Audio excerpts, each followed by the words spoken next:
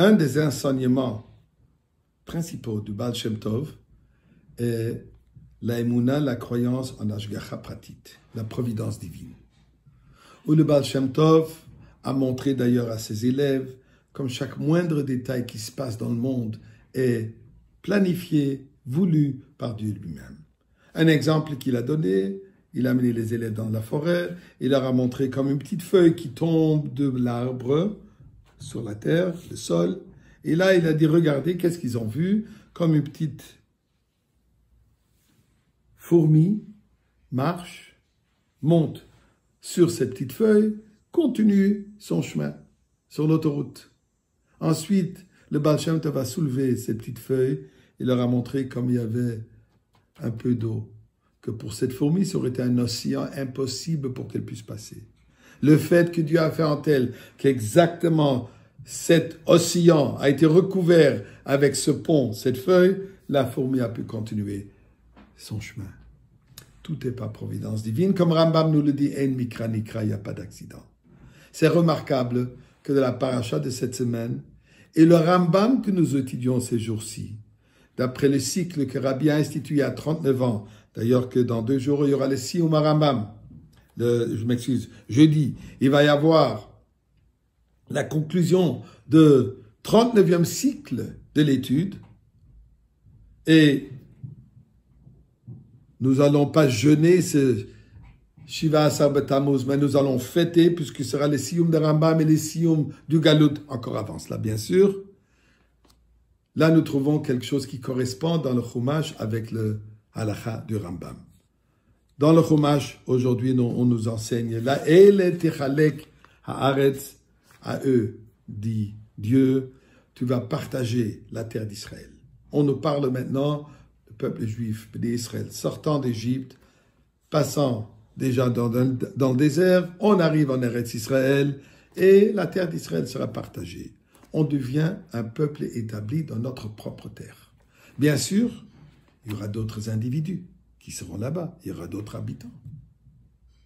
Il y aura les voisins, les non-juifs, des côtés, avec qui on va interagir, avec qui on aura des relations.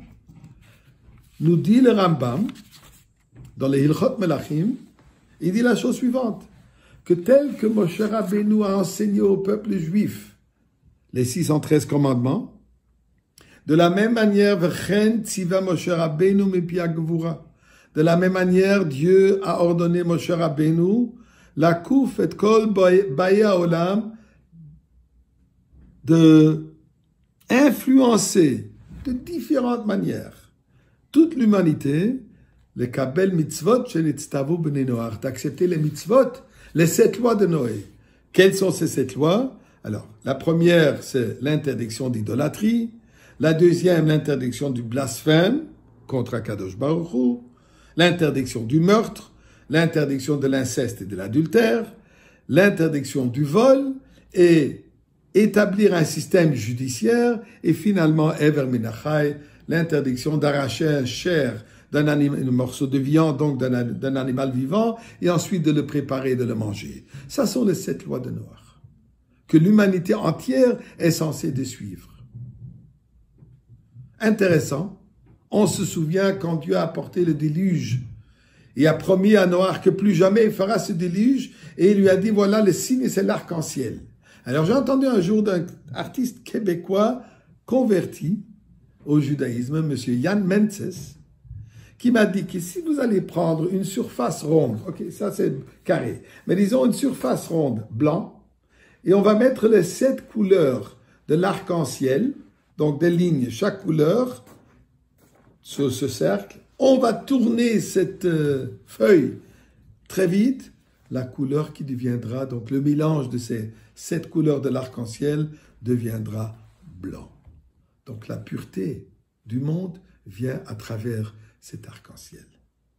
Aujourd'hui, où nous vivons dans un monde où le juif a une influence extraordinaire sur l'humanité entière, à tous les niveaux. Eretz Israël est considéré aujourd'hui des start-up country.